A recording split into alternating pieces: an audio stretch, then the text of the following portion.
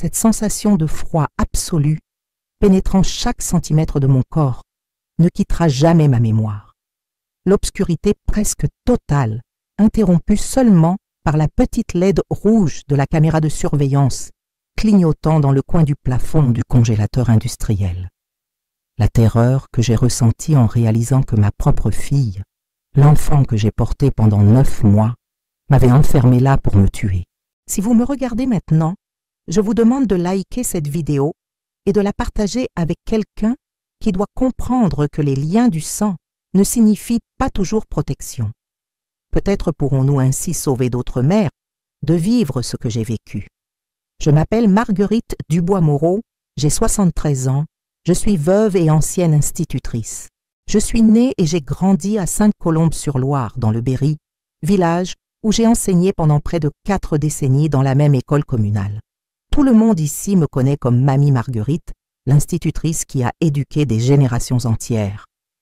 Jamais je n'aurais imaginé qu'à 73 ans, je serais devant une caméra à raconter comment ma fille unique a tenté de m'assassiner. Le froid qui glaçait mes os à moins 25 degrés n'était rien comparé à la glace que j'ai sentie dans mon cœur quand j'ai reconnu la voix de ma propre fille dehors, qui se réjouissait, tandis que j'étouffais dans ce cercueil réfrigéré. Je pense que 3 heures suffisent. Personne ne survit si longtemps à cette température, disait-elle à son petit ami, comme si elle parlait d'attendre qu'un gâteau cuise au four. Ma Camille, qui fut jadis ma fierté, calculait maintenant froidement combien de temps il faudrait pour que sa propre mère meure gelée. Vous vous demandez sûrement comment une mère finit enfermée dans un congélateur industriel par sa propre fille. L'histoire ne commence pas dans cet entrepôt glacé. Elle commence bien avant, quand nous vivions encore heureux tous les 3, moi, mon mari Henri et notre fille Camille. Nos racines sont profondes dans cette région. La propriété où je vis depuis plus de 50 ans était l'héritage de la famille de mon mari, d'anciens vignerons qui, avec le déclin du vignoble local, se sont reconvertis dans la production fromagère. Nous ne sommes pas millionnaires, comme on le dit, mais Henri était un homme travailleur qui a su bien gérer ce qu'il avait reçu, développant l'affaire et nous assurant une vie confortable. Chaque matin, je maintiens encore l'habitude de m'occuper personnellement de mon jardin de roses. C'est Henri qui a planté les premiers rosiers quand nous nous sommes mariés, comme symbole de notre amour qui fleurirait avec le temps. Aujourd'hui, ce jardin est mon refuge. Pendant que je taille les branches mortes et enlève les feuilles jaunies, je bavarde avec mes amis, les roses, comme si c'étaient des personnes. Parfois, je leur confie même des secrets que je ne partagerai avec personne. Les fleurs ne jugent pas, ne trahissent pas, ne mentent pas. Camille a toujours trouvé cette manie de parler aux plantes complètement ridicule. « Maman, c'est un truc de vieille gâteuse », disait-elle en riant, même quand elle était encore adolescente. Ma fille n'a jamais eu de patience pour les choses qu'elle considérait démodées. Depuis petite, elle était fascinée par les nouveautés, par ce qui brillait, par ce qui coûtait cher. Alors que les autres fillettes de son âge demandaient des poupées pour leur anniversaire, Camille voulait un bracelet en or. À 12 ans, elle rêvait déjà d'une voiture de luxe à 16 ans. Henri et moi avons toujours pensé que cette ambition était un trait fort de caractère, qui l'aiderait à atteindre ses objectifs dans la vie. C'était peut-être notre plus grosse erreur, confondre ambition et cupidité, détermination et égoïsme. Nous avons élevé une fille en pensant qu'elle serait notre port d'attache dans nos vieux jours.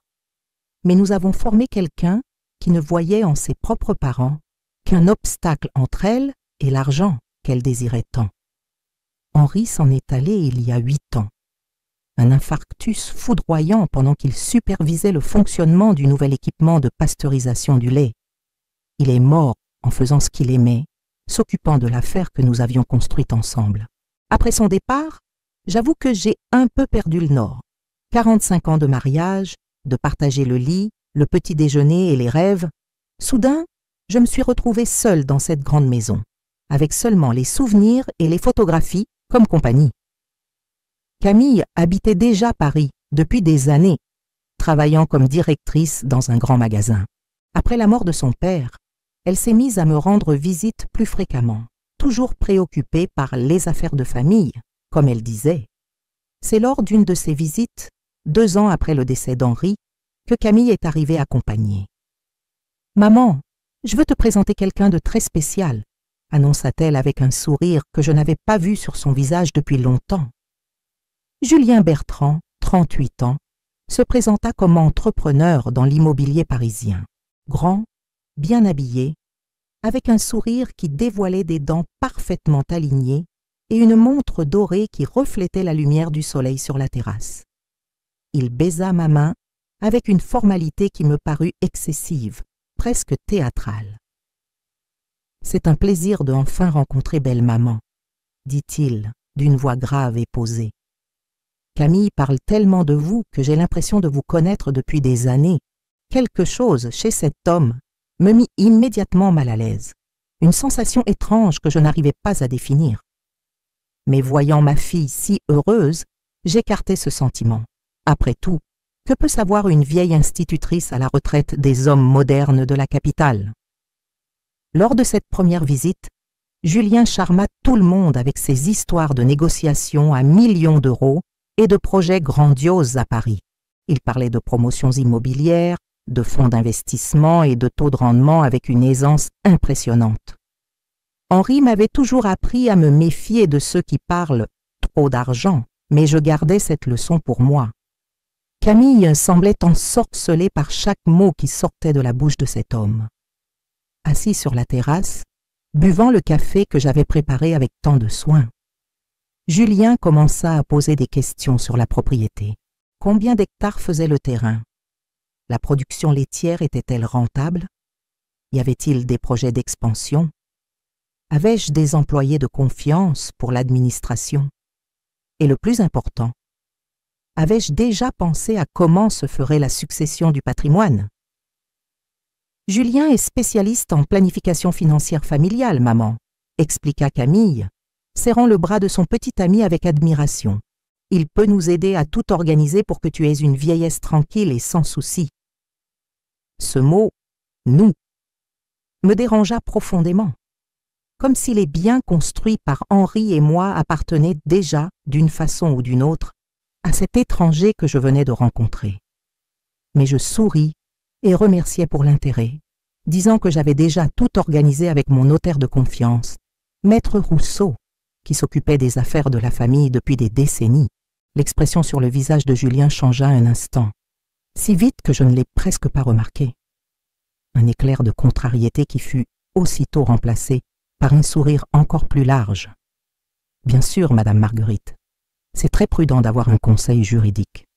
Mais parfois les notaires ne comprennent pas complètement les questions fiscales et les opportunités d'optimisation patrimoniale. Je suis à votre disposition pour donner un second avis, sans engagement. Cette première visite ne dura qu'un week-end, mais ce fut suffisant pour que je remarque comme Camille avait changé. Toujours indépendante et décidée, elle semblait maintenant consulter Julien pour tout, depuis quels vêtements porter jusqu'à quoi dire dans nos conversations familiales. C'était comme s'il était un ventriloque et elle, sa marionnette. Dans les semaines qui suivirent, je reçus plusieurs appels de Camille, de plus en plus enthousiaste concernant sa relation. « Julien pense qu'on devrait moderniser les équipements de la propriété, maman. Julien dit qu'on pourrait tripler la production si on investissait dans la technologie. Julien connaît des gens qui pourraient acheter une partie des terres à un excellent prix. Julien ci, Julien ça. » C'était comme si ma fille avait trouvé un nouveau père, quelqu'un pour remplacer Henri, non seulement dans son cœur, mais aussi dans l'administration du patrimoine familial. 3 mois après cette première visite, Camille m'appela avec la nouvelle. « Maman, nous sommes fiancés. Nous allons nous marier dans 6 mois. Et il y a autre chose. Nous revenons à Sainte-Colombe. Julien va laisser ses affaires à Paris pour s'occuper de la propriété avec nous. N'est-ce pas merveilleux ?»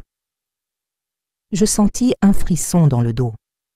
Toute cette précipitation, tout cet intérêt soudain pour la vie à la campagne, pour la propriété. Quelque chose ne collait pas. Mais comment dire ça à une fille amoureuse sans passer pour une vieille aigrie et jalouse? Comment exprimer mes soupçons sans preuve concrète, basée seulement sur une intuition maternelle. Quelques semaines plus tard, Camille et Julien revinrent au domaine, cette fois pour un séjour plus long. Ils voulaient mieux connaître le fonctionnement de la propriété, dirent-ils.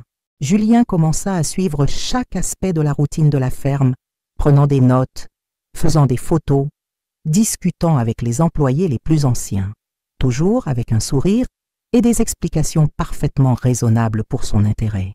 « Je dois tout apprendre pour aider à administrer dans le futur, Madame Marguerite. » Ce fut un mercredi, pendant le petit déjeuner, que Julien fit la proposition qui allait tout changer. « J'ai réfléchi, Madame Marguerite. Ne trouvez-vous pas que cette maison est trop grande, rien que pour vous? Après notre mariage, Camille et moi pourrions habiter ici, nous occuper de tout, et vous pourriez déménager dans cette petite maison, près du portail principal. C'est plus coquet, plus facile à nettoyer et entretenir. Qu'en pensez-vous? » Avant que je puisse répondre, Camille compléta. « Ce serait parfait, maman. Tu aurais plus de tranquillité et moins de travail. Et nous nous occuperions de tout ici. » Je me sentis prise au piège. Cette petite maison n'était autre que l'ancienne résidence du garde-chasse, vide depuis des années, avec des problèmes d'infiltration et de moisissure. Je compris clairement ce qui se passait.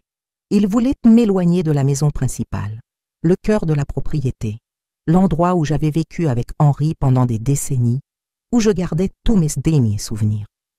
« Je pense que je préfère rester dans ma maison, » répondis-je de la voix la plus ferme que je pus. « Mais vous pouvez construire une maison neuve dans la partie est de la propriété, où la vue est encore plus belle. » Le silence qui suivit fut révélateur. Julien et Camille échangèrent des regards rapides, comme si un plan avait été contrarié. « Bien sûr, maman, » dit finalement Camille, sa voix sonnant faussement joyeuse. « C'était juste une idée. Nous voulons ton bien. » Cette nuit-là, en allant aux toilettes, je passais devant la chambre d'amis où Julien était hébergé. La porte était entr'ouverte et j'entendis sa voix agitée au téléphone. « Ça ne va pas être aussi facile qu'on pensait. La vieille est plus maligne qu'elle en a l'air. Non, elle ne quittera pas la maison principale. Il va falloir qu'on trouve autre chose. » Mon cœur s'emballa. Il n'y avait plus de doute que quelque chose clochait. Le lendemain matin, je passai un coup de fil discret à mon notaire, maître Rousseau, lui demandant de venir me voir d'urgence pour mettre à jour quelques documents. Je ne mentionnai pas mes soupçons au téléphone, craignant que Camille ou Julien puissent entendre. Maître Rousseau arriva 2 jours plus tard, avec sa serviette en cuir usée par le temps et cet air paternel qui me transmettait toujours confiance. Nous pûmes parler seul à seul quand je suggérais de lui montrer les rosiers du jardin, un endroit où je savais que nous ne serions pas entendus. Entre les tailles et les explications sur les différentes variétés de roses, je racontais mes inquiétudes. « J'ai un mauvais pressentiment, maître Rousseau. Je pense que cet homme en veut au patrimoine. Et Camille semble complètement aveuglée, faisant tout ce qu'il suggère. » Le notaire m'écoutait attentivement tout en faisant semblant d'admirer une rose rouge particulièrement vigoureuse. « J'ai déjà enquêté sur lui auprès de mes contacts parisiens, » révéla-t-il à voix basse. Julien Bertrand n'est pas l'entrepreneur prospère qu'il prétend être. Il y a des témoignages d'arnaques dans d'autres villes, surtout contre des personnes âgées. Il s'approche, gagne la confiance, puis arrive à transférer les biens à son nom. Mais il n'a jamais été effectivement condamné parce que les victimes abandonnent les poursuites ou décèdent pendant les enquêtes. Je sentis mes jambes faiblir. Maître Rousseau me soutint le bras. « Nous allons prendre quelques précautions, » suggéra-t-il. « Premièrement, je vais mettre à jour votre testament pour inclure des clauses de protection. Deuxièmement, nous allons enregistrer chez le notaire une déclaration sur votre état mental et vos décisions conscientes. Troisièmement, je suggère d'installer des caméras de surveillance discrètes dans la propriété. Et enfin, mais ce n'est pas le moins important, ne signez absolument aucun document sans ma présence. Suivant ces conseils, nous installâmes discrètement de petites caméras en points stratégiques de la maison et de la propriété. Maître Rousseau engagea un technicien de confiance qui fit le travail pendant que Camille et Julien étaient partis au village. Les images étaient stockées sur un serveur distant, accessible seulement par mot de passe, que seul le notaire et moi connaissions. Dans les semaines qui suivirent, j'essayais d'agir normalement, comme si rien n'avait changé. Je continuais à traiter Julien avec cordialité et Camille avec l'amour de toujours. Mais intérieurement, j'étais en état d'alerte constant. Je commençais à garder mes documents importants dans un coffre à la banque du village et plus à la maison. Je me mis aussi à prendre des notes détaillées de tout ce qui se passait, créant un journal qui pourrait servir de preuve future si nécessaire. C'est dans une de ces notes que j'enregistrais quelque chose d'étrange, un devis de congélateur industriel que je trouvais tomber de la poche de la veste de Julien pendant que je la lavais. Pourquoi quelqu'un intéressé par l'administration d'une fromagerie rechercherait-il des prix de congélateurs industriels? Notre structure de réfrigération était déjà largement suffisante pour la production actuelle. Je gardais ce papier comme s'il s'agissait d'une pièce importante d'un puzzle que je n'arrivais pas encore à visualiser complètement. Ce n'est que bien plus tard, beaucoup plus tard, quand j'étais déjà enfermé dans ce congélateur luttant pour ma vie, que je comprendrais à quel point ce devis était significatif. Et c'est ainsi que, quelques mois plus tard, je me retrouvais face à une situation que je n'avais jamais imaginé vivre, trahi par ma propre fille, enfermée dans un congélateur industriel à moins 25 degrés, sans que personne sache où j'étais, sans personne pour me secourir. Comment j'ai survécu pendant 18 heures dans cet enfer glacé et comment les images capturées par les caméras de surveillance ont tout changé. C'est ce que je vais raconter dans la suite de cette histoire qui me cause encore des cauchemars toutes les nuits. Si vous pensez qu'il est important que des histoires comme la mienne soient révélées pour alerter d'autres personnes, principalement les personnes âgées, sur les dangers qui peuvent venir d'où on s'y attend le moins, je vous demande de liker pour que nous puissions aider et sauver des vies réelles et peut-être ainsi éviter que d'autres mères et pères souffrent aux mains de ceux qui devraient les protéger dans leur vieillesse. Les choses commencèrent à changer rapidement à la maison après cette conversation sur mon déménagement dans la maison du garde-chasse. Je remarquai que Camille et Julien se mirent à parler plus bas quand je m'approchais. Je notais des regards significatifs échangés entre eux pendant les repas. Et le plus troublant, je commençais à me sentir étrangement somnolente après la tisane de l'après-midi que Camille insistait pour me préparer tous les jours. « C'est une recette spéciale pour le tonus, maman », disait-elle avec un sourire qui n'atteignait pas ses yeux.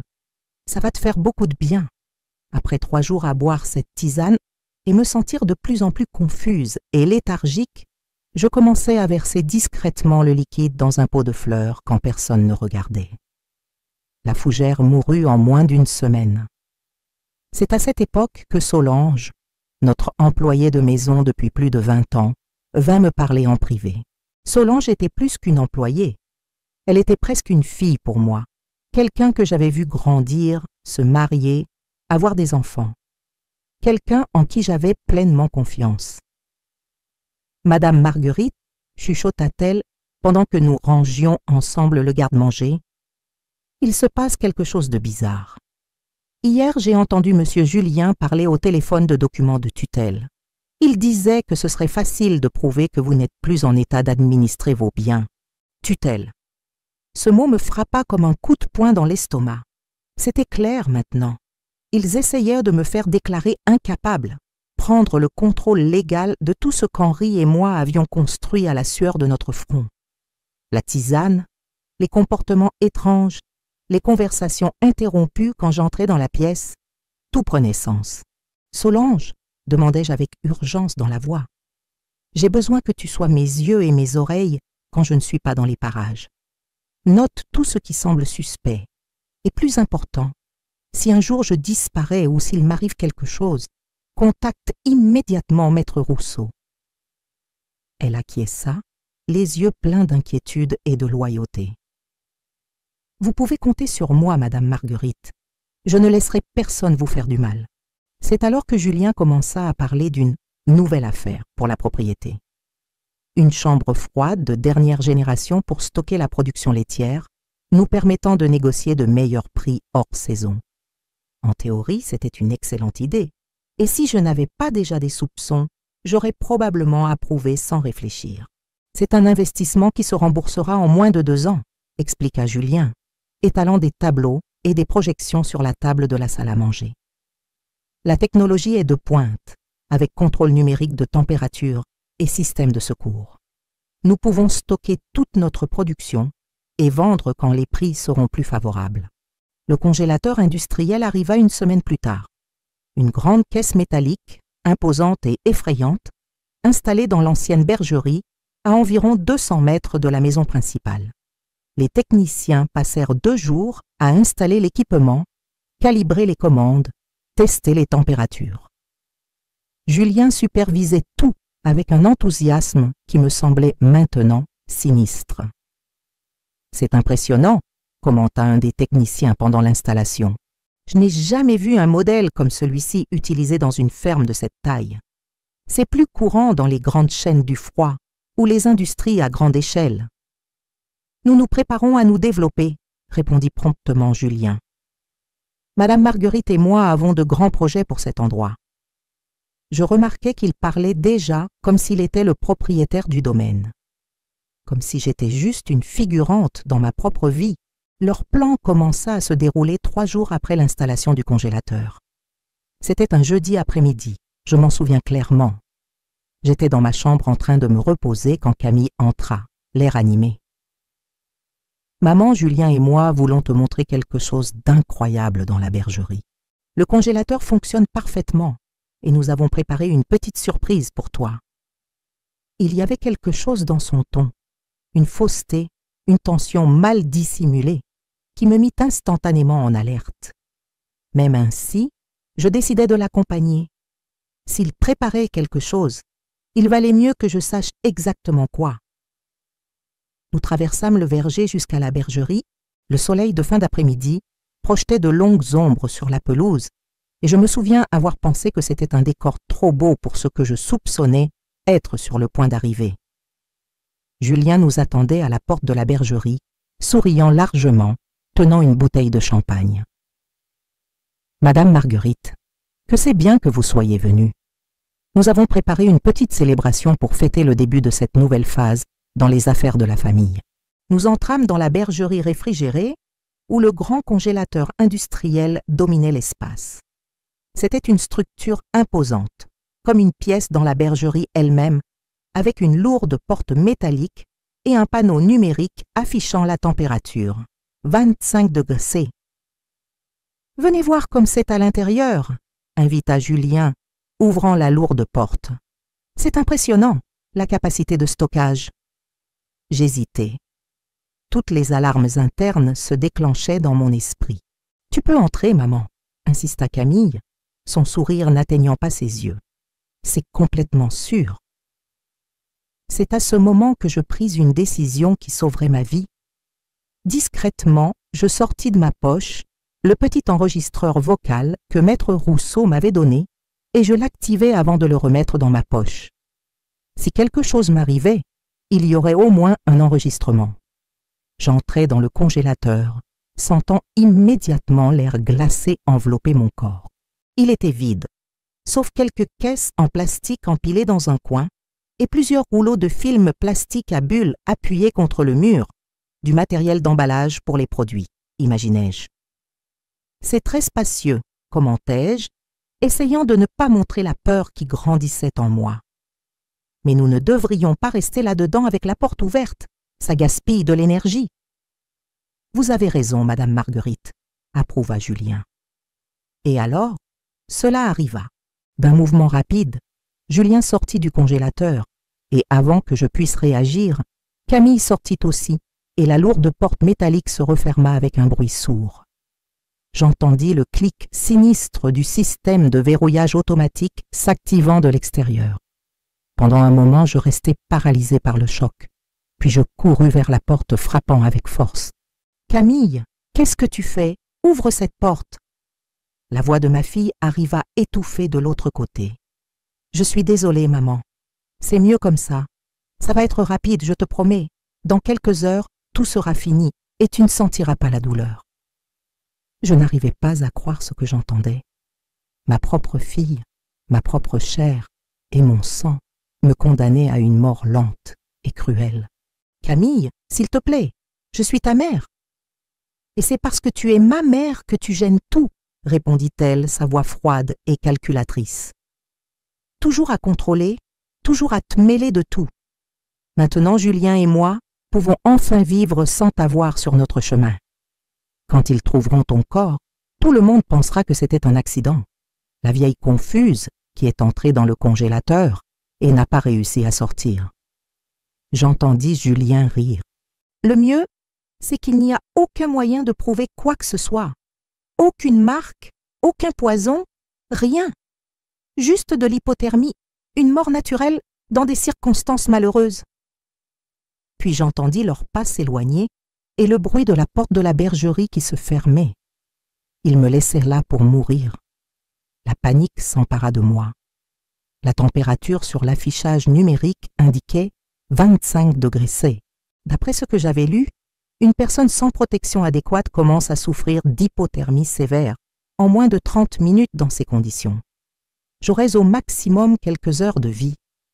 Je regardais désespérément autour de moi, cherchant quelque chose qui pourrait m'aider.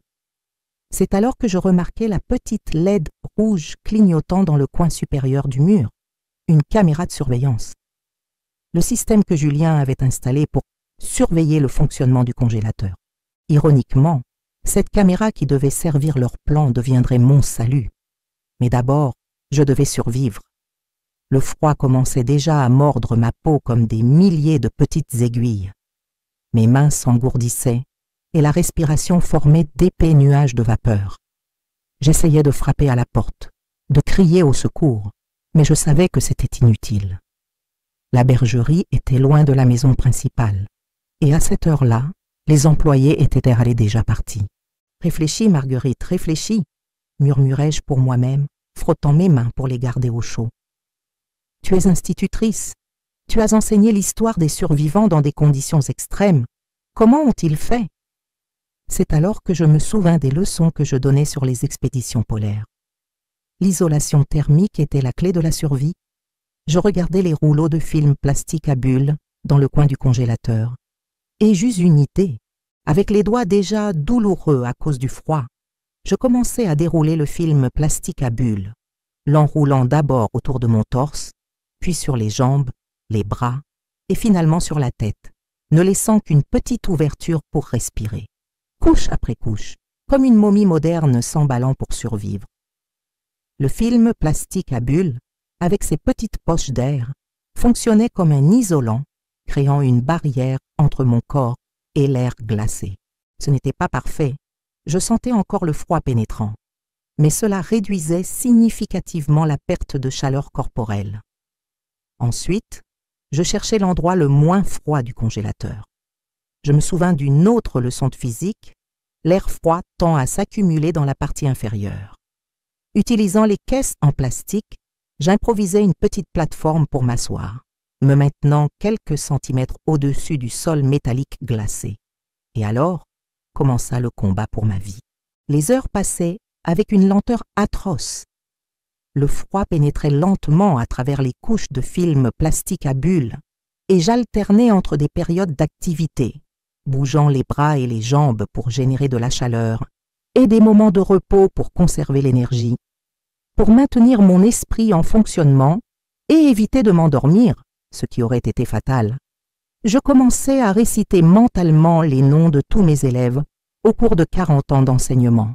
Marie-Claire de la classe de 1975, Pierre-Louis de la classe de 1976, Sylvie de la classe de 1975. C'était un exercice mental qui exigeait de la concentration et me gardait alerte. Quand je finissais une liste, j'en commençais une autre. Capitale de pays, dates historiques importantes, ingrédients de recettes que j'avais l'habitude de faire, n'importe quoi pour maintenir le cerveau actif. Mais le froid était implacable. Au fil des heures, je sentais mes pensées devenir nébuleuses, mes mouvements plus lents. Je savais que l'hypothermie progressait. Mes membres devenaient de plus en plus rigides et une torpeur dangereuse commençait à m'envelopper, m'invitant simplement à fermer les yeux et me reposer. « Ne dors pas, Marguerite, » me répétais-je. « Si tu dors, tu ne te réveilleras plus. » Pour rester éveillé, je commençais à parler à voix haute, racontant des histoires, chantant, priant. Le son de ma propre voix dans le silence sépulcral du congélateur était réconfortant, même si elle sortait de plus en plus faible et traînante. À un moment pendant cette longue nuit, je commençais à avoir des hallucinations, un effet commun de l'hypothermie avancée.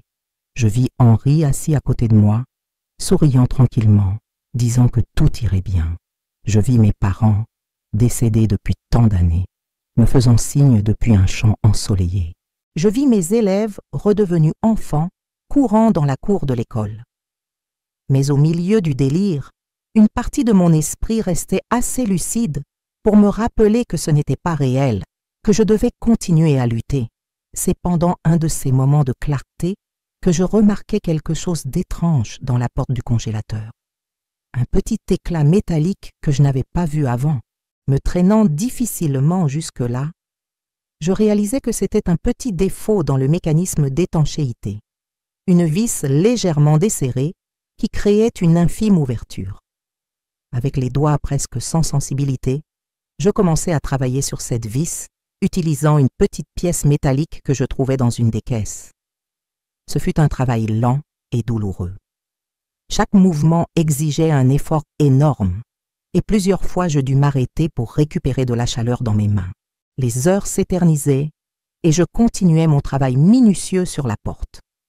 Je n'avais aucune idée de combien de temps s'était écoulé.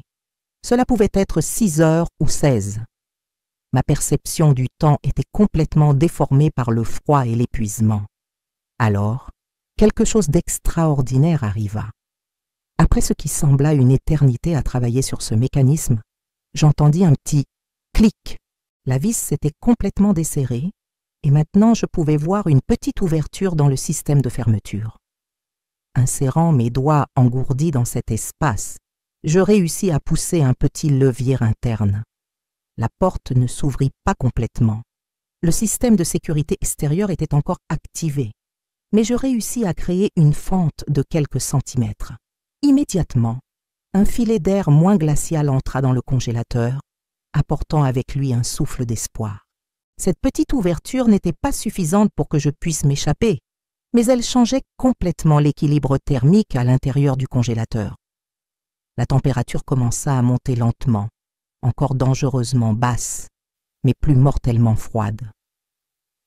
Avec une énergie renouvelée, je positionnai mon visage près de la fente, respirant l'air relativement plus chaud de la bergerie.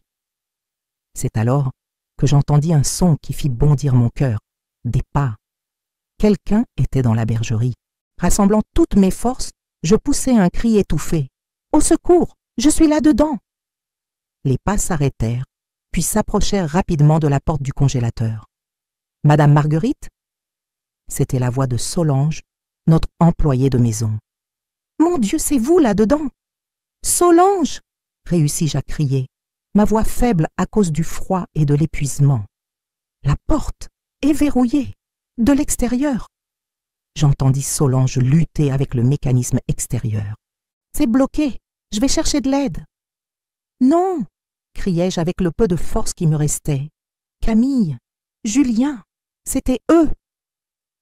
À travers la petite fente, je vis le visage de Solange apparaître, ses yeux écarquillés d'horreur en me voyant. « Mon Dieu, Madame Marguerite, qu'est-ce qu'ils vous ont fait ?» Téléphone, Maître Rousseau, gendarmerie.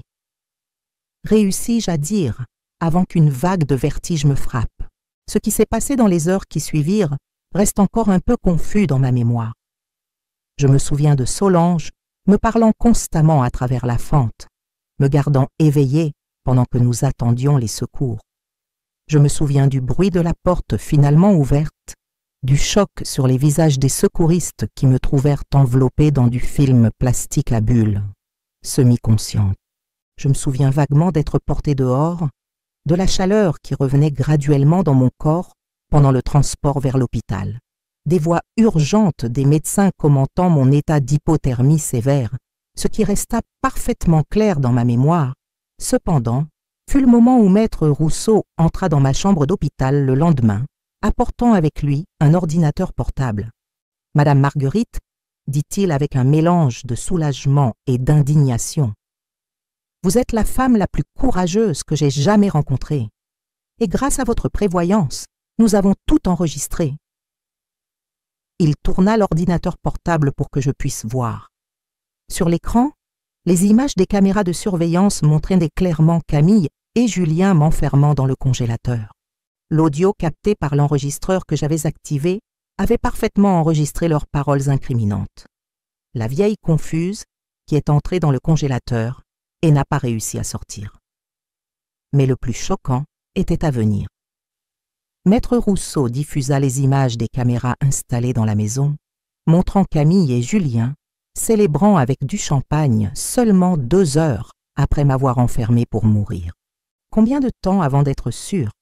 demandait Camille, levant sa coupe pour trinquer. Le médecin que j'ai consulté a dit qu'à moins 25 degrés sans protection adéquate, une personne de son âge ne tient pas plus de 3 heures, répondait Julien en souriant. Le lendemain matin, quand Solange arrivera, nous dirons que nous ne savons pas où elle est. Quand nous trouverons finalement le corps dans le congélateur, ce ne sera qu'un tragique accident. La pauvre Madame Marguerite, déjà confuse à cause de l'âge, est entrée dans le congélateur et n'a pas réussi à sortir. Et alors, continuait ma fille avec un sourire que je n'oublierai jamais, comme seule héritière, je reçois tout. La maison, la propriété, les comptes en banque, et personne ne soupçonnera jamais rien. Regarder ces images fut comme recevoir un coup de poignard au cœur. Voir ma propre fille, que j'avais portée dans mon ventre, que j'avais allaitée, à qui j'avais appris les premiers pas, célébrer ma mort imminente. Il n'y a pas de mots pour décrire cette douleur. Les larmes coulaient sur mon visage, pendant que maître Rousseau tenait ma main. « Nous avons déjà alerté la gendarmerie, » dit-il doucement. « Ils ont été arrêtés ce matin. Je sais que beaucoup d'entre vous qui regardez peuvent connaître quelqu'un en situation de vulnérabilité. S'il vous plaît, ne cessez pas de regarder jusqu'à la fin. Ce que je vais partager peut aider à sauver des vies. Et si vous n'avez pas encore mis un like, faites-le maintenant pour que ce message atteigne plus de personnes qui ont besoin d'entendre parler des signaux de danger que j'ai ignorés trop longtemps. J'ai passé une semaine à l'hôpital, traitant les effets de l'hypothermie sévère. Les médecins ont dit que c'était un vrai miracle que j'ai survécu. Une dame de 73 ans passer 18 heures à des températures négatives et survivre, c'est quelque chose que je n'ai jamais vu dans ma carrière, commenta le docteur Bernard, spécialiste en hypothermie qui était venu de Lyon spécialement pour suivre mon cas. L'équipe médicale fut impressionnée par ma stratégie de survie. Le film Plasticabule fut brillant, expliqua le docteur Bernard pendant une visite. Il a créé des poches d'air isolants qui ont significativement réduit la perte de chaleur corporelle. Et rester éveillé en récitant des noms et en effectuant des mouvements périodiques furent exactement les bonnes mesures. Beaucoup de personnes jeunes et fortes auraient succombé dans ces conditions. Je ne me sentais ni brillante ni courageuse, je me sentais trahie, dévastée et par-dessus tout coupable. Comment n'ai-je pas perçu ce qui se passait? Comment n'ai-je pas vu les signes? Comment n'ai-je pu élever une fille capable d'une telle cruauté? Solange me rendait visite tous les jours, apportant des fleurs de mon jardin de roses. C'est elle qui remarqua mon absence ce matin-là, et se souvenant de mes instructions, commença immédiatement à me chercher. Quelque chose me disait que vous étiez dans la nouvelle bergerie, raconta-t-elle. Quand je me suis approchée, j'ai entendu un bruit faible venant du congélateur. C'est Dieu qui m'a guidée jusque-là, Madame Marguerite. Ce fut aussi Solange qui me tenait informée de ce qui se passait en dehors de l'hôpital. Camille et Julien étaient en détention préventive, accusés de tentative d'homicide avec préméditation. Les preuves étaient incontestables. Les enregistrements audio, les images des caméras de surveillance, mon journal détaillant tous les comportements suspects et même les résultats d'examens toxicologiques qui avaient détecté des sédatifs dans la tisane que Camille me servait. L'affaire attira rapidement l'attention des médias locaux puis nationaux. Fille et petite amie tente de tuer mère dans congélateur industriel pour héritage, annonçaient les gros titres. Je refusais de voir les journaux télévisés ou de lire les journaux. Je ne supportais pas de voir la photo de Camille associée à des mots comme assassin et monstre. Malgré tout, c'était encore ma fille. Dans la 2e semaine après l'incident, encore en convalescence, je reçus la visite du capitaine de gendarmerie responsable de l'affaire. Un homme d'âge mûr, avec des yeux bienveillants qui contrastaient avec sa posture formelle. « Madame Marguerite », commença-t-il, s'asseyant à côté de mon lit. « Je vous prie de m'excuser de vous déranger pendant votre convalescence, mais nous avons besoin de votre déposition officielle. Pendant 2 heures, j'ai tout raconté. L'apparition soudaine de Julien dans la vie de Camille, les changements dans le comportement de ma fille, les questions indiscrètes sur le patrimoine, les tentatives de me faire déménager dans la maison du garde-chasse, et finalement, le jour terrible où j'ai été enfermée dans le congélateur. » Le capitaine écoutait attentivement, prenant des notes occasionnelles. Quand j'eus terminé, il resta silencieux quelques instants. « Souhaiteriez-vous parler avec votre fille ?» demanda-t-il finalement.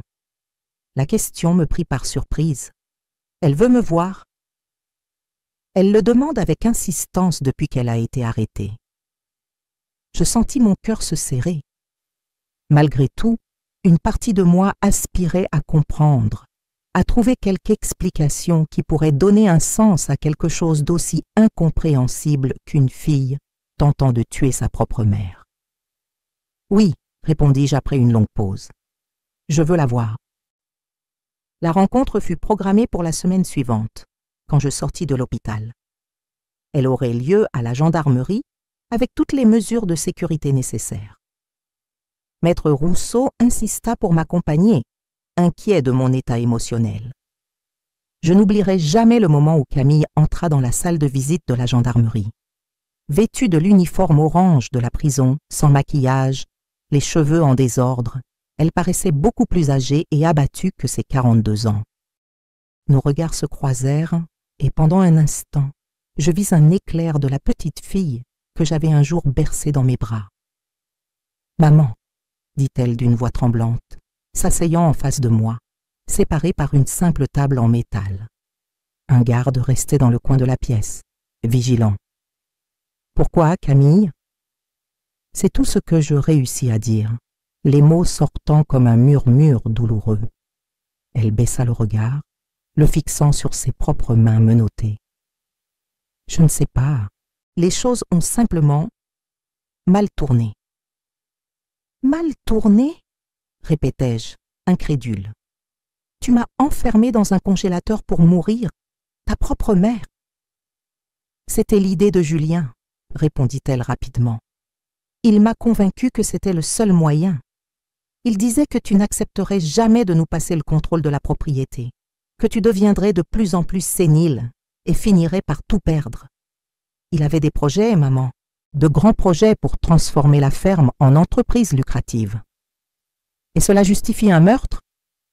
Des larmes commencèrent à couler sur le visage de Camille. « Ça ne s'est pas fait du jour au lendemain. C'était progressif. D'abord, nous avons parlé de te convaincre de tout mettre à mon nom, ensuite d'obtenir une déclaration d'incapacité. Le congélateur devait être juste un plan B, quelque chose qu'on n'utiliserait jamais vraiment. Mais vous l'avez utilisé. Julien m'a convaincu que ce serait rapide, que tu ne souffrirais même pas, que ce serait comme s'endormir et ne plus se réveiller. » Je regardais cette étrangère en face de moi, essayant de reconnaître la fille que j'avais élevée. « Et tu as cru ça? Que t'enfermer à des températures négatives serait une mort paisible et sans douleur ?» Elle ne répondit pas, elle ne fit que pleurer plus intensément. « Qu'est-ce qui t'est arrivé, Camille? À quel moment ma fille s'est-elle transformée en quelqu'un capable de ça ?» Entre les sanglots, elle commença à parler de sa vie à Paris avant de rencontrer Julien, les dettes accumulées par un style de vie qu'elle ne pouvait pas assumer, l'appartement financé qu'elle était sur le point de perdre, le désespoir de voir des collègues plus jeunes prospérer tandis qu'elle luttait pour maintenir les apparences. Puis Julien est apparu, continua-t-elle, si confiant, si plein d'idées. Il disait qu'il avait de l'expérience pour aider les familles à organiser leur patrimoine, à maximiser leurs profits. Quand j'ai mentionné que ma mère avait une propriété rurale de valeur significative, il s'est immédiatement intéressé. Intéressé par moi ou par ce que je possède ? Demandai-je amèrement. Camille eut la décence de paraître honteuse. Au début, je pense qu'il m'aimait vraiment, mais avec le temps, c'est devenu clair que c'était la propriété qu'il voulait. Et tu étais prête à sacrifier ta propre mère pour ça. Je ne voyais pas ça comme ça à l'époque, murmura-t-elle. Il avait une façon de déformer les choses, de faire paraître qu'on ne faisait que te libérer d'une responsabilité que tu ne pouvais plus gérer. Me libérer par la mort. Le silence qui suivit fut lourd, chargé de décennies d'histoires partagées, et maintenant irrémédiablement brisé. Tu sais ce qui est le plus triste, Camille ? Dis-je finalement. Si tu étais venue me voir, si tu m'avais parlé de tes difficultés financières, je t'aurais aidé. J'aurais fait n'importe quoi pour toi. J'ai toujours fait. Elle leva le regard, ses yeux rouges rencontrant les miens. Je sais, maman, et c'est ça qui rend tout encore plus impardonnable. Notre conversation se termina peu après. Quand je me levai pour partir, Camille demanda à voix basse. « Vas-tu témoigner contre moi au tribunal ?» Je m'arrêtai à la porte sans me retourner. « Je vais dire la vérité, Camille. C'est le minimum que je me dois. » Le procès fut programmé pour 3 mois plus tard. Pendant cette période, avec l'aide de maître Rousseau et de Solange, j'essayais de reprendre ma vie dans la propriété. Mais je ne me sentais plus en sécurité dans cette maison pleine de souvenirs. La bergerie avec le congélateur industriel fut interdite d'accès dans le cadre de l'enquête. Mais même ainsi, je faisais un grand détour pour ne pas passer près. Je commençais à avoir des cauchemars récurrents où j'étais à nouveau enfermé dans le congélateur, mais cette fois sans réussir à trouver le film plastique à bulles, sentant le froid me consumer lentement. Je me réveillais en criant, baigné de sueur, malgré les nuits douces du Berry. Maître Rousseau suggéra que je considère vendre la propriété et déménager en ville, où je pourrais être plus proche des ressources médicales et d'une communauté qui pourrait me soutenir. « Vous n'avez pas besoin de porter seul ce fardeau, » dit-il avec gentillesse. L'idée de quitter l'endroit où j'avais vécu pendant plus de 50 ans, où j'avais élevé Camille, où je gardais les souvenirs d'Henri, semblait impensable au début, mais à mesure que la date du procès approchait, je commençais à reconsidérer. Peut-être qu'un nouveau départ était exactement ce dont j'avais besoin. Le jour du procès arriva avec un ciel gris qui s'accordait à mon état d'esprit. Le tribunal était bondé, non seulement de journalistes et de curieux, mais aussi d'anciens élèves, de voisins et d'amis, qui étaient venus témoigner leur solidarité. Quand j'entrai dans le tribunal, appuyé sur une canne, une séquelle de l'hypothermie fut une arthrite qui s'aggrava significativement. Je sentis tous les regards tournés vers moi. Beaucoup semblaient surpris de me voir. Ils s'attendaient peut-être à une ancienne fragile et abattue, pas la femme déterminée que je m'efforçais de paraître. Mais la vraie épreuve vint quand je fus appelé à témoigner, monté à la barre des témoins et juré de dire la vérité sur ma propre fille, fut une des choses les plus difficiles que j'ai jamais faites dans ma vie. Le procureur me conduisit gentiment à travers le récit des événements, depuis l'apparition de Julien dans la vie de Camille, jusqu'au moment terrifiant dans le congélateur.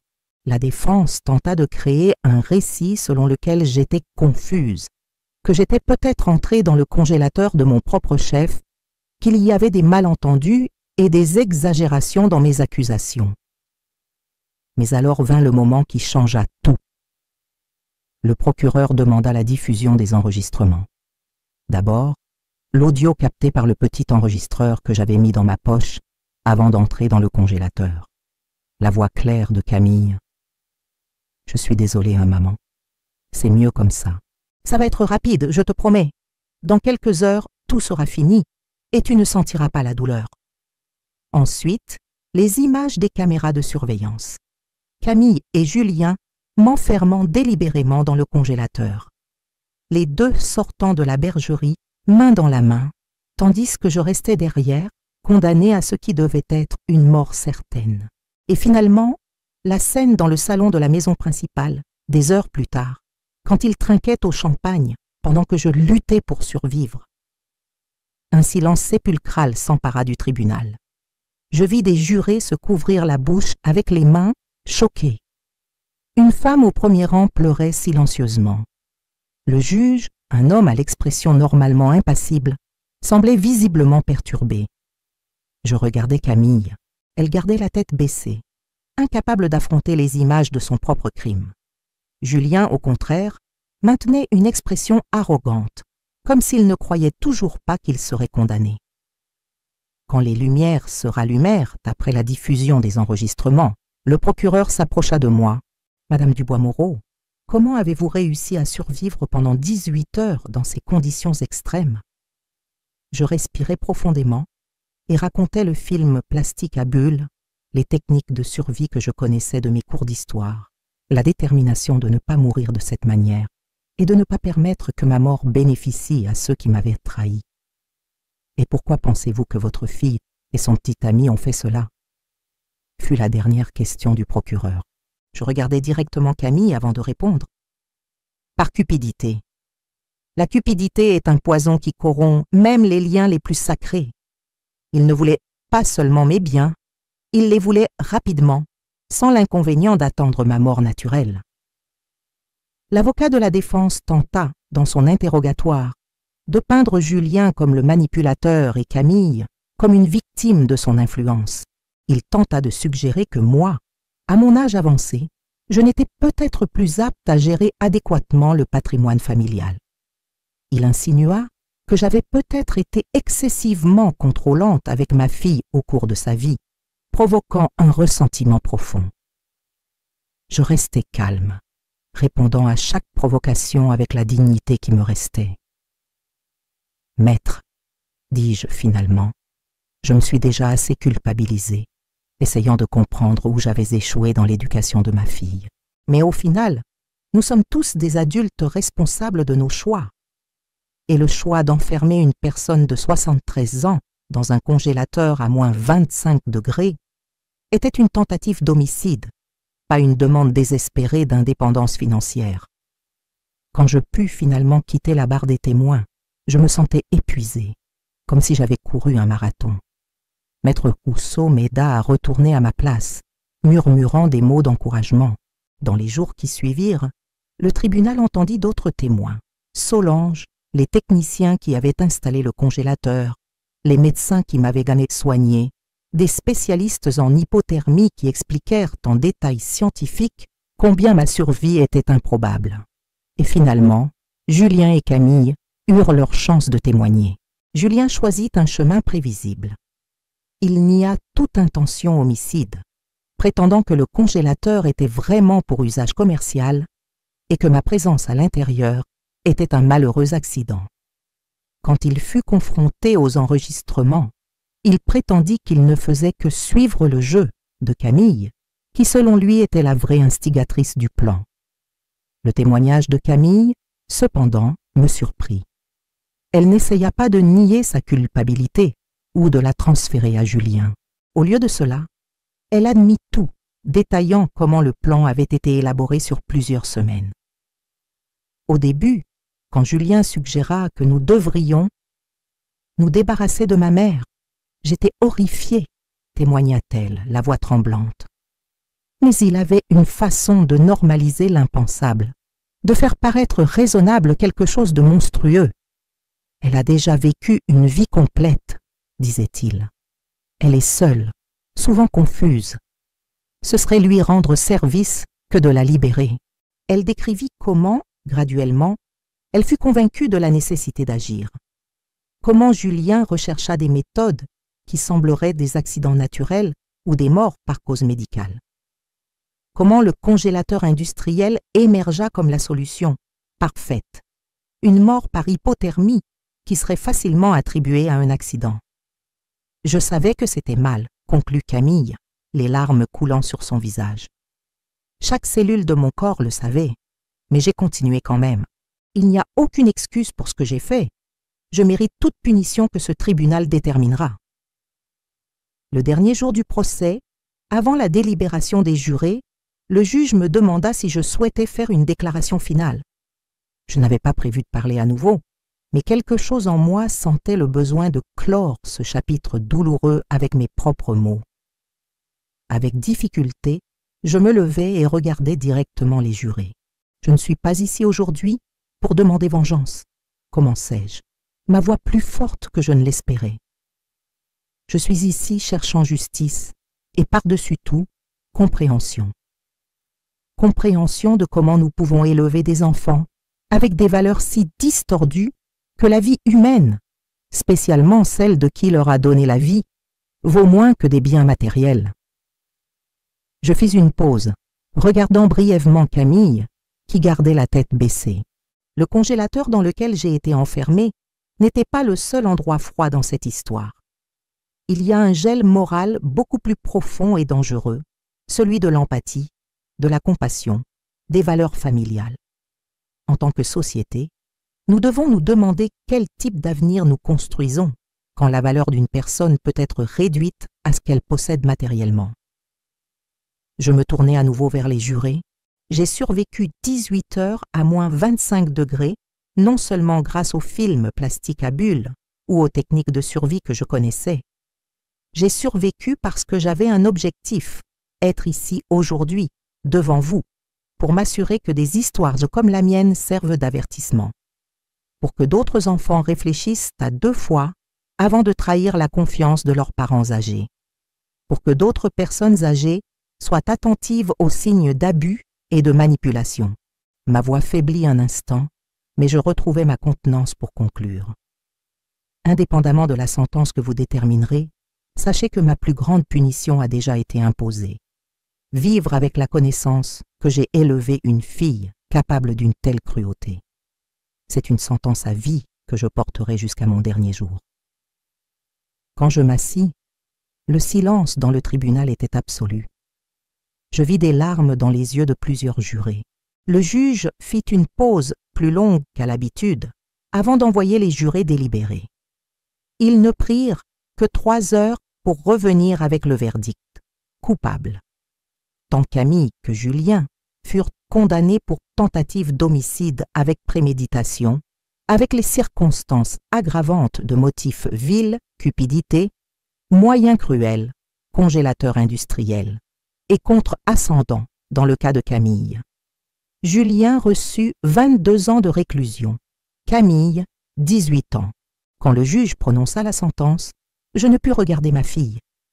Au lieu de cela, je fixai mes mains ridées, ces mêmes mains qui l'avaient un jour bercée, qui avaient séché ses larmes d'enfant, qui avaient applaudi ses réussites scolaires.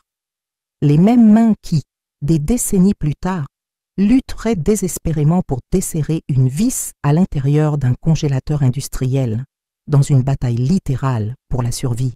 Si vous suivez cette histoire et vous souciez de la protection des droits des personnes âgées, mettez un like et laissez un commentaire. Votre interaction aide à diffuser ce message important à ceux qui en ont le plus besoin. Les signaux que j'ai ignorés auraient aimé pu être perçus bien avant si j'avais su quoi chercher. Partager est une forme de prévention. Après le procès, je rentrai chez moi ressentant un vide immense. Justice avait été rendue, mais cela ne comblait pas l'absence laissée par la trahison de Camille. La propriété qui paraissait si vivante avant résonnait maintenant de souvenirs douloureux. Chaque pièce, chaque objet me rappelait des moments partagés en famille, des moments qui semblaient maintenant appartenir à une vie qui n'était plus la mienne. Maître Rousseau, toujours attentionné, me rendait visite régulièrement pour vérifier mon état et aider avec les questions juridiques. Ce fut lors d'une de ces visites que je pris une décision qui changerait le cours de ma vie. « Je veux vendre la propriété », annonçai-je pendant que nous nous promenions dans le jardin de roses.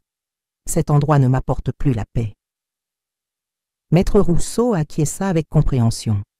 « Je comprends parfaitement, Madame Marguerite. Je peux vous aider avec les démarches nécessaires.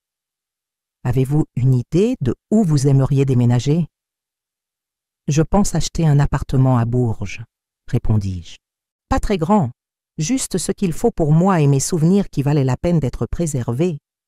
Je veux être près des ressources médicales, mais surtout, je veux un nouveau départ. » « Et qu'en est-il des employés de la ferme ?» C'était une préoccupation légitime. Certaines de ces personnes travaillaient pour notre famille depuis des décennies. Je vais garantir une compensation équitable pour tous, et je veux offrir à Solange la maison du garde-chasse et un morceau de la propriété. Elle et son mari ont toujours rêvé d'avoir leur propre exploitation. Dans les mois qui suivirent, je m'occupais des préparatifs pour ce grand changement. La propriété fut vendue à une coopérative de producteurs locaux, une décision qui me plut, car cela signifiait que l'héritage productif d'Henri continuerait, même si ce n'était plus sous notre nom familial. Solange et son mari acceptèrent avec des larmes de gratitude mon offre de la maison du garde-chasse et de 2 hectares de terre.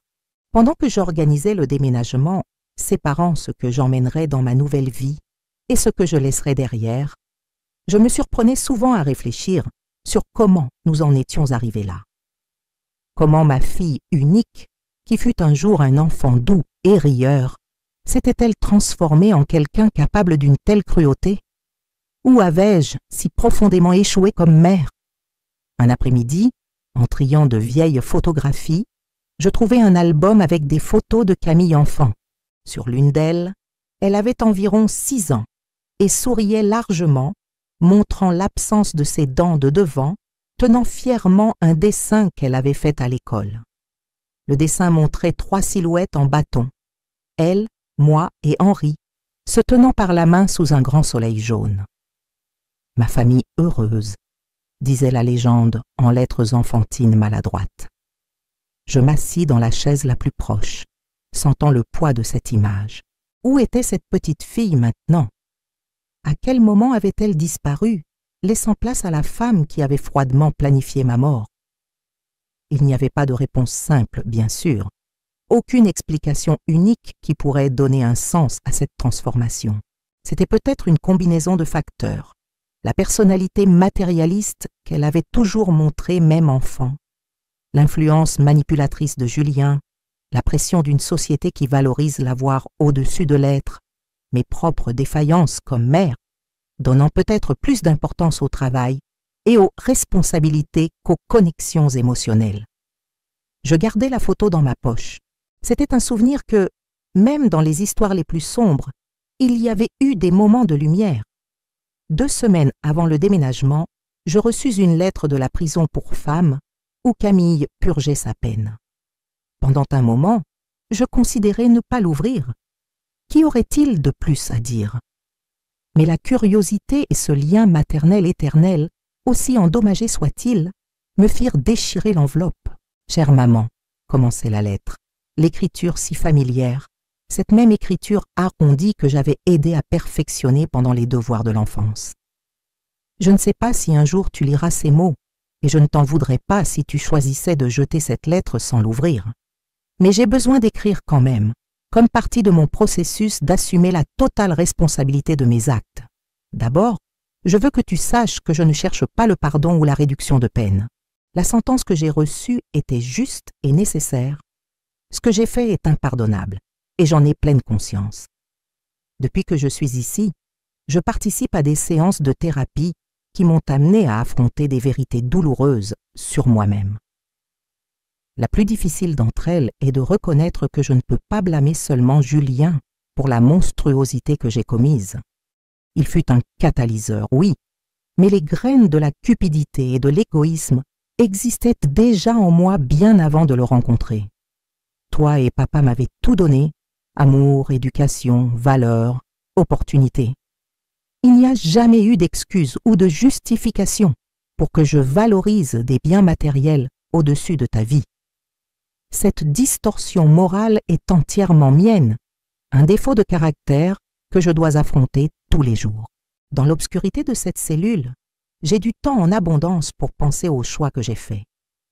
Je me demande constamment si j'avais obtenu ce que je voulais, si tu étais morte dans ce congélateur, aurais-je trouvé un bonheur quelconque en profitant de l'héritage? Ou la culpabilité serait-elle devenue ma propre prison bien avant les barreaux réels qui m'entourent maintenant? Maman, je n'attends pas ton pardon. Je ne le demande même pas. Je voulais seulement que tu saches que, malgré tous mes terribles défauts, il existe encore en moi la capacité de ressentir des remords, et que ta survie, bien qu'elle m'ait amené dans cette prison, fut le plus grand cadeau que je pouvais recevoir. La chance d'affronter ce que j'ai fait, et peut-être, un jour, devenir une personne digne du sacrifice immense que toi et papa avez fait pour m'élever. Avec un profond repentir, Camille. Les larmes embuaient ma vision pendant que je lisais. Ce n'étaient pas des larmes de pardon. Ce sentiment semblait encore trop distant, mais d'une reconnaissance douloureuse.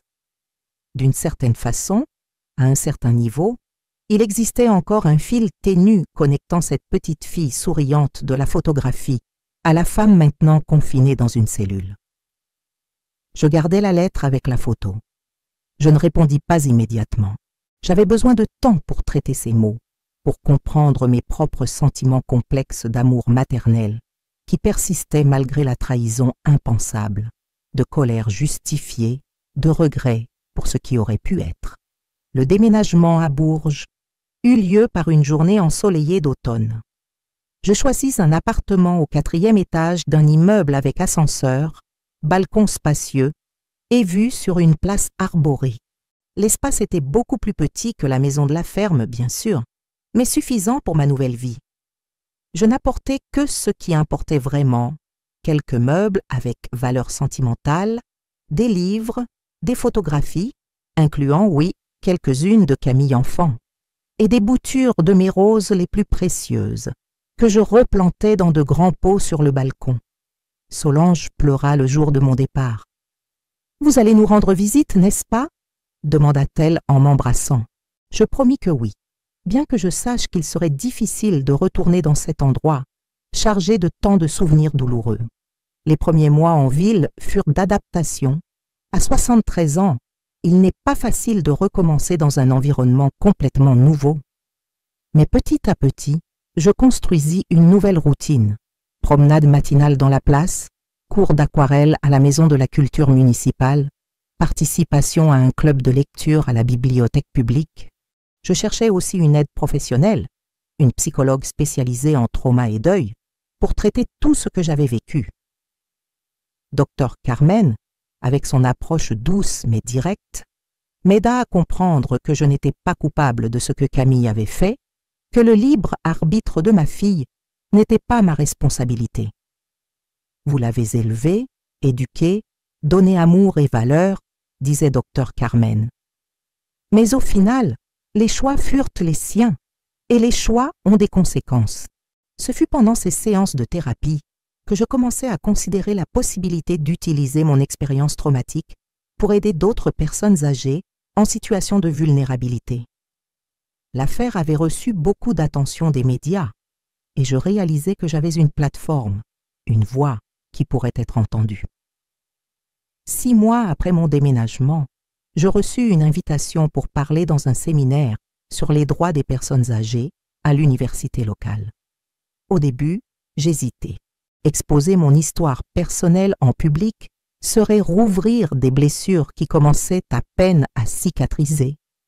Mais quelque chose en moi, peut-être cette même force qui m'avait maintenu en vie dans le congélateur, me disait que c'était le bon chemin à suivre. Le jour de la conférence, l'auditorium était bondé. Professeurs, étudiants, professionnels du domaine de l'assistance sociale et beaucoup de personnes âgées comme moi, tous attentifs pendant que je narrais, d'une voix ferme malgré l'émotion, mon expérience. Je parlais des signaux d'alarme que j'avais ignorés, l'apparition soudaine d'un étranger intéressé par notre patrimoine, les changements dans le comportement de ma fille, les tentatives de m'isoler et de contrôler mes médicaments, les conversations interrompues abruptement quand j'entrais dans la pièce. Aucun de nous ne veut croire que nos propres enfants, ceux que nous avons vus grandir et auxquels nous avons dédié nos vies, puissent nous voir comme un obstacle à éliminer, dis-je au public silencieux. C'est pourquoi souvent nous laissons passer les premiers signes. Nous justifions des comportements préoccupants, nous donnons le bénéfice du doute quand notre instinct nous alerte déjà sur le danger. À mesure que je parlais, je percevais dans les regards de l'assistance que mon histoire faisait écho à des expériences personnelles. Certaines personnes âgées acquiesçaient en reconnaissance, d'autres essuyaient discrètement des larmes. Ce que j'ai appris de la manière la plus dure, continuai-je, c'est qu'aucun patrimoine ne vaut plus que notre sécurité et dignité, que nous devons prendre des mesures préventives pour nous protéger, même si cela signifie reconnaître des vérités douloureuses sur des personnes que nous aimons. Je partageais aussi des mesures pratiques, l'importance de maintenir des documents à jour et en main sûre, d'avoir un notaire de confiance, d'installer des caméras discrètes dans des environnements vulnérables, de maintenir un réseau de soutien au-delà de la famille immédiate, de faire des examens médicaux réguliers avec des médecins indépendants qui peuvent attester de notre capacité mentale. À la fin de la conférence, une file se forma avec des personnes voulant partager leurs propres histoires, poser des questions ou simplement me serrer la main dans un geste silencieux de solidarité. Je réalisais à ce moment que mon expérience, aussi traumatisante qu'elle ait été, avait un objectif plus grand que moi-même. C'est ainsi que naquit la Fondation Henri Dubois-Moreau, une organisation à but non lucratif dédiée à la protection et au soutien des personnes âgées vulnérables. Utilisant une partie significative de l'argent obtenu par la vente de la propriété, je créai une structure pour offrir assistance juridique gratuite, soutien psychologique et abri temporaire pour les personnes âgées en situation de risque ou victimes de violences familiales. La Fondation grandit rapidement, traitant des dizaines de cas dès sa première année. Chaque personne âgée que nous réussissions à aider à temps, avant que son cas n'arrive à un dénouement tragique comme le mien avait failli l'être, représentait une petite victoire personnelle pour moi. Par un après-midi de printemps, 2 ans après l'incident du congélateur, pendant que je travaillais au siège de la Fondation, je reçus un appel inattendu. C'était de la prison pour femmes. « Madame Marguerite, ici la directrice Moreau, de la prison pour femmes de l'État. Je vous appelle parce que votre fille, Camille Dubois-Moreau, a fait un malaise. Elle est à l'hôpital pénitentiaire et a demandé à vous voir. » Mon cœur s'accéléra. En 2 ans, je n'avais pas rendu visite à Camille une seule fois, bien que nous ayons échangé quelques lettres sporadiques. « Quelle est la gravité du cas ?» demandai-je d'une voix contrôlée. « C'est une appendicite aiguë. Elle a subi une chirurgie et est stable maintenant. Mais il y a eu des complications dues au retard dans le diagnostic. Les médecins recommandent un repos absolu pendant quelques semaines. »« Je comprends, » répondis-je, mon esprit un tourbillon d'émotions conflictuelles. « Dites-lui que j'irai demain. » Cette nuit-là, je dormis mal, pensant à la rencontre imminente. Que dirais-je à Camille? Que voulait-elle me dire? Serait-ce un moment de vraie réconciliation ou juste une autre manipulation? Le lendemain matin, je me rendis au complexe pénitentiaire en périphérie de la ville, un ensemble de bâtiments gris entourés de barbelés. Après les procédures de sécurité, je fus conduite à l'hôpital de l'établissement. Camille était dans une petite chambre individuelle, allongée sur un lit simple, relié à une perfusion. Elle semblait pâle et beaucoup plus maigre que dans mes souvenirs. Ses yeux s'ouvrirent quand j'entrai et pendant un instant, j'y vis la même expression de la petite fille qui courait un jour dans mes bras quand elle se blessait.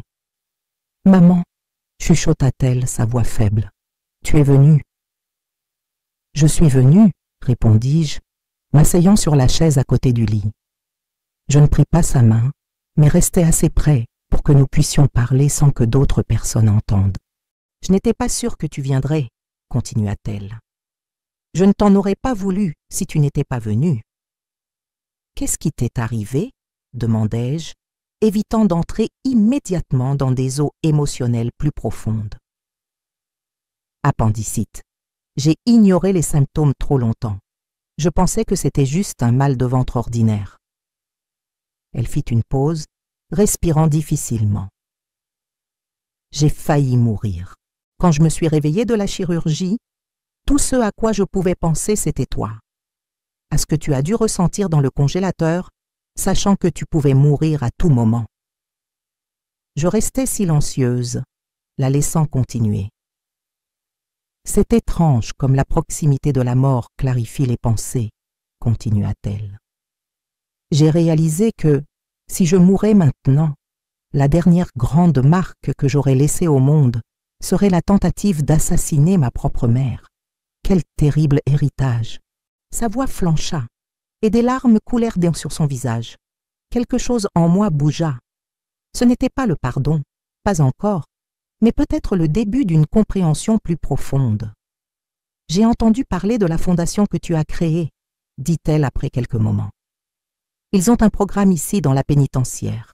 Une bénévole vient donner des conférences sur les droits des personnes âgées. Elle a mentionné ton nom, dit que la fondation était inspirée par ton expérience. Oui, confirmai-je.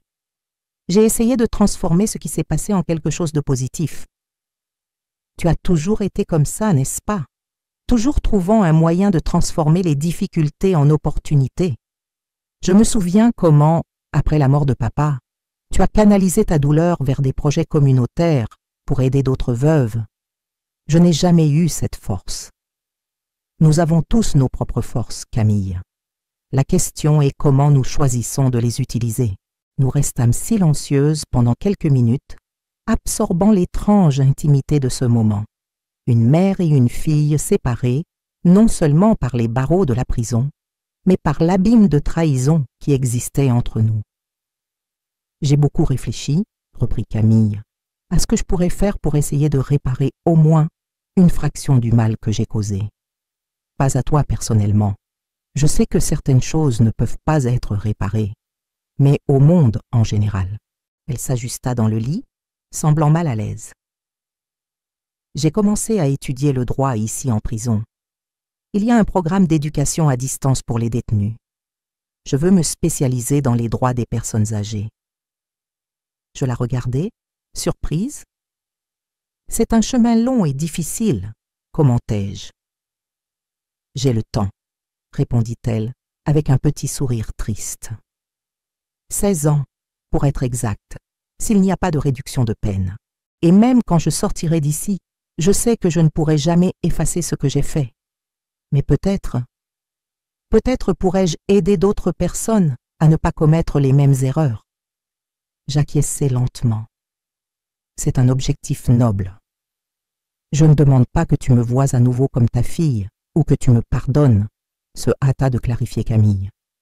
Je voulais juste que tu saches que j'essaie de trouver un sens dans le vide que j'ai créé de mes propres mains. Le pardon est un voyage, Camille, répondis-je après un moment de réflexion. Pour être honnête, je ne sais pas si j'y arriverai complètement un jour, mais je reconnais ta tentative de changer. Et ça signifie quelque chose. Avant de partir, je pris brièvement sa main, le premier contact physique que nous ayons eu depuis le procès. Ce ne fut pas un geste de réconciliation totale, mais une reconnaissance que malgré tout, nous partagions encore une histoire, un lien qui, bien que profondément endommagé, ne pouvait pas être complètement effacé. Dans les mois et années qui suivirent, ma vie trouva un nouvel équilibre. La fondation prospéra, étendant ses services à d'autres villes du Berry et de la région centre. Occasionnellement, je rendais visite à Camille en prison. Des rencontres difficiles, mais qui devinrent graduellement moins tendues. Elle tint sa parole, continuant ses études de droit et offrant éventuellement une assistance juridique à d'autres détenus.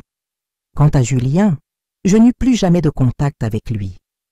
J'appris seulement qu'il continuait à purger sa peine dans une pénitentiaire de haute sécurité, s'étant impliqué dans d'autres incidents avec des détenus.